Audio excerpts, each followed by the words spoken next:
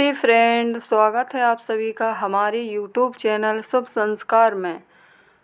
और मैं हूँ रश्मि। तो दोस्तों, आज मैं आप सभी को शुक्रवार व्रत कथा सुनाने जा रही हूँ।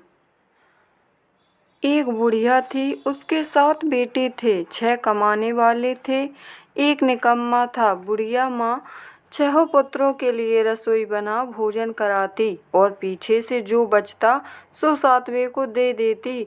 परंतु वह बड़ा भोला था, मन में कुछ विचार न करता। एक दिन वह अपनी पत्नी से बोला, देखो मेरी माँ मुझसे कितना प्रेम करती हैं। वह बोली, क्यों नहीं, सबका जूठा बचा हुआ जो तुमको खिलाती हैं। वह बोला, भला ऐसा भी कहीं हो सकता है? जब मैं आंखों से ना देख लूं मैं नहीं मानूंगा। स्त्री ने हंसकर कहा, देख लोगे तब तो मानोगे ना।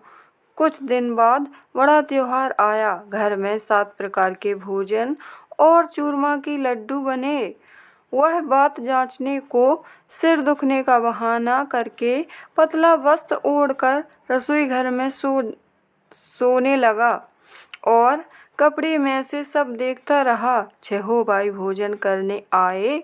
उसने देखा माँ ने उनके लिए सुंदर आसन बिछाया है और 7 प्रकार की रसोई परोसी है और आग्रह करके उन्हें जिमाती है। वह सब देखता रहा। जब 6 भाई भोजन करके चले गए, तब माँ ने उनकी जूठी थालियों में से लड्डुओं के टुकड़े उठाकर एक लड्डू बनाया और जूठन साफ कर बुढ़िया माँ ने उसे पुकारा, बेटा 6 भाई भोजन कर गए, अब तू ही बाकी है, उठ ना, कब खाएगा? वह कहने लगा, माँ मुझे भोजन नहीं करना, अब मैं परदेश जा रहा हूँ। माँ ने कहा, कल जाता सो अभी जा। वह चल दिया। घर के बाहर निकला। चलते समय उसे अपनी पत्नी की याद आई। वह गौशाला में कंडे थाप रही थी। वह जाकर बोला, हम जाबे परदेश को, आवेंगे कुछ काल, तुम रहियो संतोष से, धर्म अपनो पाल। वह बोली, जाओ पिया हमरो सोच हटाए, राम भरोसे हम रहें, ईश्वर तुम्हें सहाय। देहु निशानी आपनी, देख धरू मैं धीर, सुधि हमारी मत बिसारियो, रखियो मन गंभीर। यह सुनकर वह अपनी अंगूठी देकर बोला, अपनी निशानी मुझे दे दो। वह बोली, मेरे पास क्या है, यह गोबर का भरा हाथ है। कहकर पीठ में गोबर के हाथ की थाप लगा दी। वह चल दिया। चलते चलते दूर देश में एक साहूकार की दुकान पर जाकर कहने लगा, भाई मुझे नौकरी पर रख लो। व्यापारी को नौकर की जरूरत थी। वह बोला, रह जा। इसने पूछा, तनख्वाह क्या दोगे? साहूकार ने कहा, काम देखकर दाम मिलेंगे। वह नौकरी करने लगा। थोड़े ही दिनों में दुकान का लेन देन, हिसाब किताब, ग्राहकों को माल बेचना आदि सारा काम करने लगा। साहूकार के 7 से 8 नौकर थे। वे सब उसकी होशियारी पर चक्कर खाने लगे। सेठ ने काम देखकर उसे 3 महीने में ही आधे मुनाफे का साझेदार बना दिया। 12 वर्ष में ही वह नामी सेठ बन गया। अब बहू पर क्या बीती सो सुनो। सास ससुर उसे बड़ा दुख देने लगे। सारी गृहस्थी का काम कराते और लकड़ी लेने के लिए जंगल भेजते और इसी बीच भूसे की रोटी खिलाते और नारियल के फूटे खोपरे में पानी देते। इस प्रकार वह दिन गुजारने लगी। एक दिन वह लकड़ी लेने जा रही थी कि उसने रास्ते में बहुत सी स्त्रियां देखीं और वह किसी का व्रत कर रही थीं। उसने वहां खड़े हो कथा सुन पूछा, बहनों यह तुम किस देवता का व्रत कर रही हो? इसके करने का फल तथा इस व्रत का विधान मुझे भी समझाकर कहो तो मैं आपका बड़ा उपकार मानूंगी। तब एक स्त्री बोली, सुनो, यह संतोषी माता का व्रत है। इसको करने से दरिद्रता का नाश होता है, घर में लक्ष्मी आती है, मन की चिंताएं दूर होती हैं, घर में सुख और शांति मिलती है। निपुत्र को पुत्र मिलता है, स्वामी बाहर गया हो तो शीघ्र आवे। कुंवारी कन्या को श्रेष्ठ वर मिले, राजद्वार में मुकदमा की जीत हो जावे, कलह कलेश की निवृत्ति हो, सुख शांति आवे, धन और जायदाद का लाभ हो, रोग दूर हो जावे तथा और जो कुछ भी मन में कामना होवे सो सब संतोषी माता की कृपा से पूरी हो जावे, इसमें कोई संदेह नहीं है। वह पूछने लगी, यह व्रत कैसे किया जाए, यह भी बताओ तो बड़ी कृपा होगी। वह स्त्री कहने लगी, 1.25 रुपये का गुड़ चना लेकर इच्छा हो तो 5 रुपये का या इससे भी अधिक श्रद्धा अनुसार जितना बन सके सो करें, बिना परेशानी के, और सबाया ही लेना। प्रत्येक शुक्रवार को निराहार रहकर कथा कहना सुनना, सुनने वाला कोई ना मिले तो घी का दीपक जला उसके आगे एक जल के पात्र को सामने रखकर कथा कहना, कथा के पश्चात प्रसाद बांटकर स्वयं भी ग्रहण कर केवल एक बार ही भोजन करना। इस दिन घर में कोई भी खटाई ना खाए, जब तक कार्य सिद्ध ना हो तो नियम पालन करना और कार्य सिद्ध हो जाने पर व्रत का उद्यापन करना। 3 मास में माता फल पूरा करती हैं। यदि किसी के ग्रह खोटे हों तो भी माता 3 वर्ष में अवश्य ही कार्य सिद्ध करती हैं। फल सिद्ध होने पर ही उद्यापन करना चाहिए, बीच में नहीं। उद्यापन में 2.5 सेर आटे का खाजा तथा इसी परिणाम से खीर तथा चने का साग बनाना, 8 लड़कों को भोजन कराना, जहाँ तक हो देवर जेठ भाई बंधु कुटुंब के लड़के लेना, ना मिले तो अन्य रिश्तेदार और पड़ोसियों के लड़कों को बुलाना, उन्हें भोजन कराकर यथाशक्ति दक्षिणा दें। माता का नियम पूरा करना, उस दिन घर में कोई खटाई ना खावे। यह सुन कर बुढ़िया के लड़के की बहू चल दी। रास्ते में लकड़ी बेच उसने उन पैसों से गुड़ चना लेकर व्रत की तैयारी करने लगी। सामने मंदिर देखकर पूछने लगी, यह मंदिर किसका है? सब कहने लगे, संतोषी माता का मंदिर है।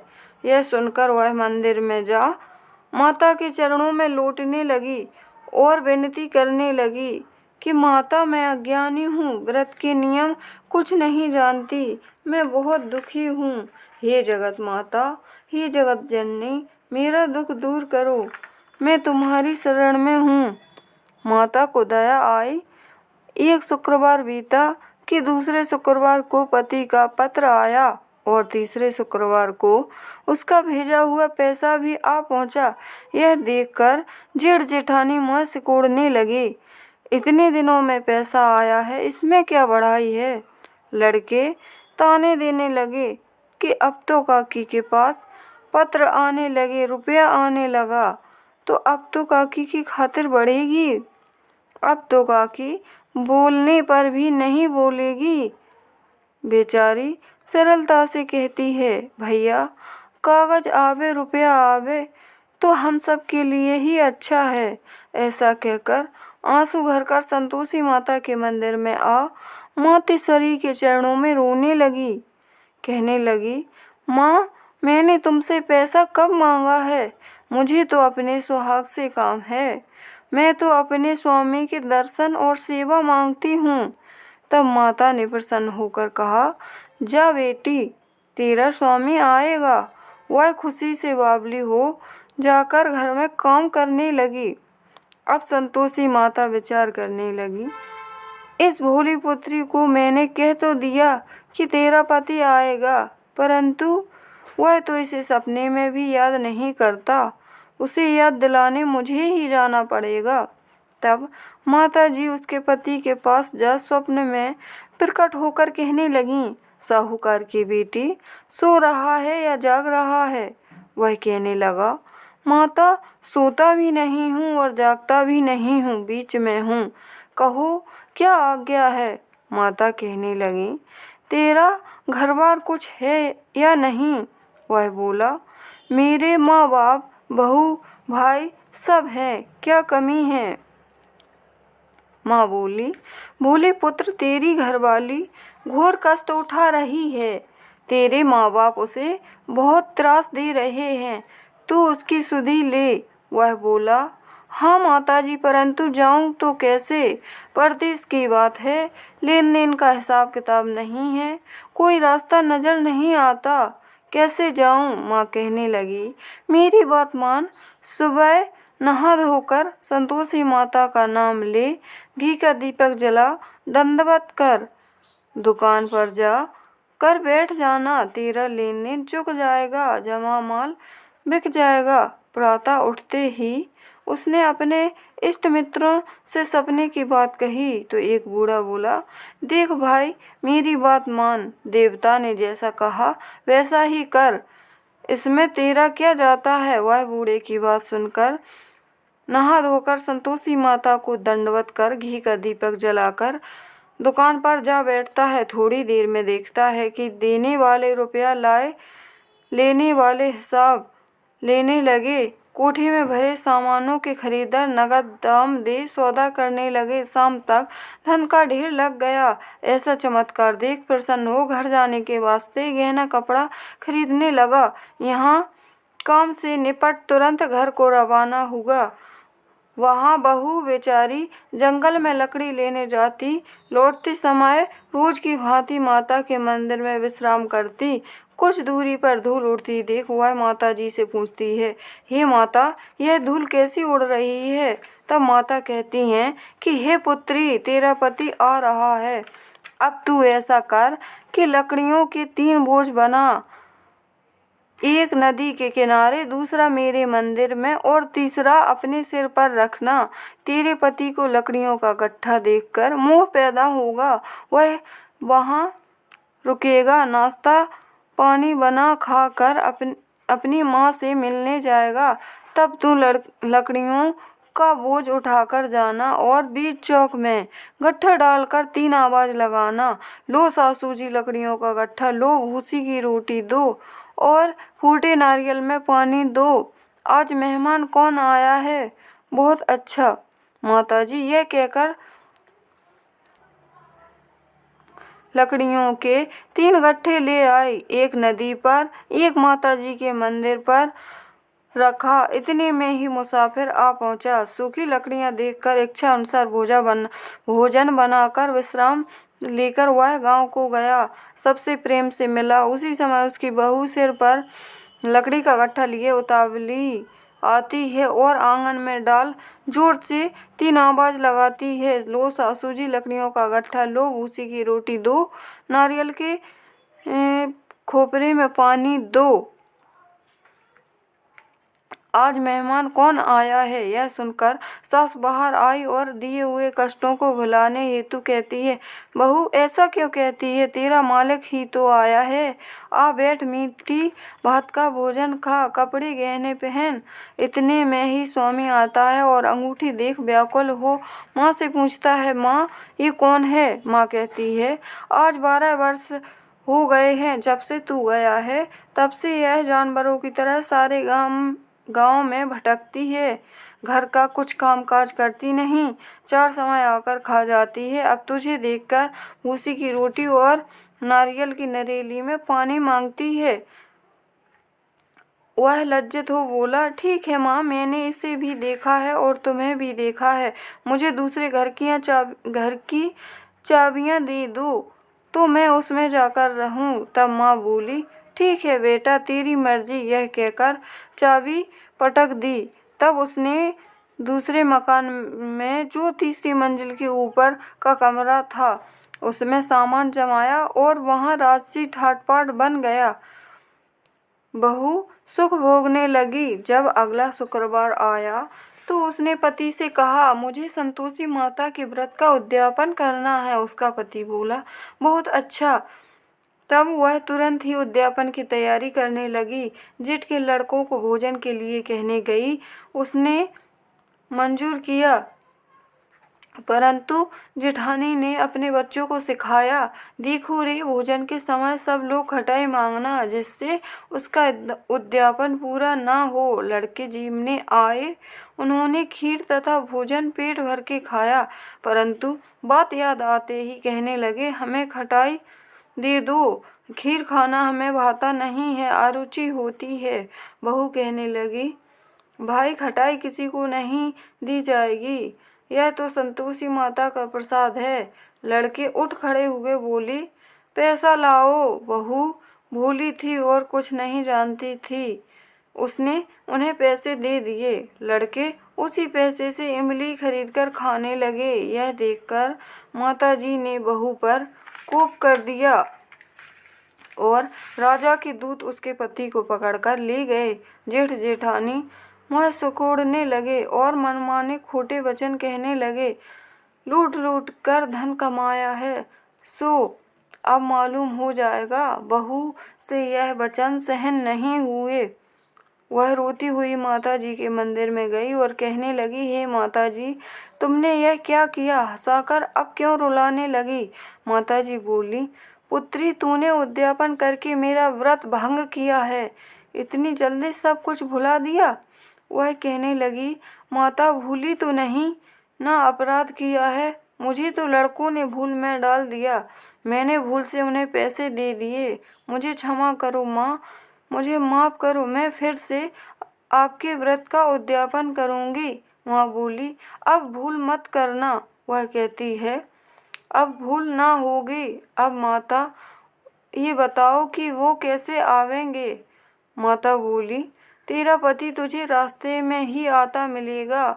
वह निकली, राह में पति आता मिला। उसने पूछा, तुम कहाँ गए थे? वह बोला, इतना धन कमाया है तो उसका टैक्स राजा ने मांगा था, वह भरने गया था। दोनों प्रसन्न होकर घर को गए। कुछ दिन बाद फिर शुक्रवार आया। वह बोली, मुझे फिर से माता का उद्यापन करना है। पति ने कहा, करो। वह फिर से जेठ के लड़कों को भोजन के लिए कहने गई। जेठानी ने खरी खोटी सुनाई और लड़कों को पहले ही खटाई मांगने को सिखाया। लड़के कहने लगे, हमें खीर खाना नहीं भाता, जी बिगड़ता है, कुछ खटाई खाने को देना। वह बोली, खटाई खाने को किसी को नहीं मिलेगी, आना हो तो आओ। यह कहकर ब्राह्मण के लड़कों को लाकर भोजन कराने लगी। यथाशक्ति दक्षिणा की जगह एक मीठा फल उन्हें दिया। इससे संतोषी माता प्रसन्न हुई। माता की कृपा से 9वें मास ही उसको चंद्रमा के समान सुंदर पुत्र प्राप्त हुआ। अब वह पुत्र को लेकर प्रतिदिन माताजी के मंदिर में जाने लगी। माता ने सोचा कि यह रोज हमारे घर मंदिर में आती है, क्यों ना आज मैं इसके घर जाकर इसका सासरा देखूं। और यह विचार कर माता ने भयानक रूप बनाया। गुड़ चने से सना मुख, ऊपर से सूंड के समान ओंठ, उन पर मक्खियाँ भिन भिना रही थीं। देहरी में पाँव रखते ही उसकी सास कहने लगी, देखो रे, कोई चुड़ैल डाकन चली आ रही है, लड़कों इसे भगाओ, नहीं तो किसी को खा जाएगी। लड़के भगाने लगे, चिल्लाकर खिड़की दरवाजे बंद करने लगे। बहू एक रोशनदान में से देख रही थी, प्रसन्नता से चिल्लाने लगी, आज मेरी माताजी मेरे घर आई हैं। यह कहकर बच्चे को दूध पीने से हटाती है। इतने में सास का क्रोध फूट पड़ा। वह बोली, राण, क्या देखकर उतावली हुई जो बच्चे को पटक दिया? इतने में ही माता के प्रताप से जहाँ देखो तहाँ लड़के ही लड़के नजर आने लगे। वह बोली, मैं जिसका व्रत करती हूँ, यह वही संतोषी माता हैं। इतना कहकर झट से सारे घर के किवाड़ खोल देती है। सबने माता जी के चरण पकड़कर विनती की, हे माता, हम मूर्ख हैं, अज्ञानी हैं, पापी हैं, तुम्हारे व्रत की विधि हम नहीं जानते, तुम्हारा व्रत भंग कर हमने बहुत बड़ा अपराध किया है। हे जगत माता, आप हमारा अपराध क्षमा करो। इस प्रकार माता प्रसन्न हुई और बहू को प्रसन्न होकर जैसा फल दिया वैसा माता सबको दें। जो यह कथा पढ़े उसका मनोरथ पूर्ण हो, जो यह कथा सुने उसका भी मनोरथ पूर्ण हो। बोलो संतोषी माता की जय। वीडियो पसंद आए तो एक लाइक और मेरे चैनल को सब्सक्राइब ज़रूर करें। जय माता दी।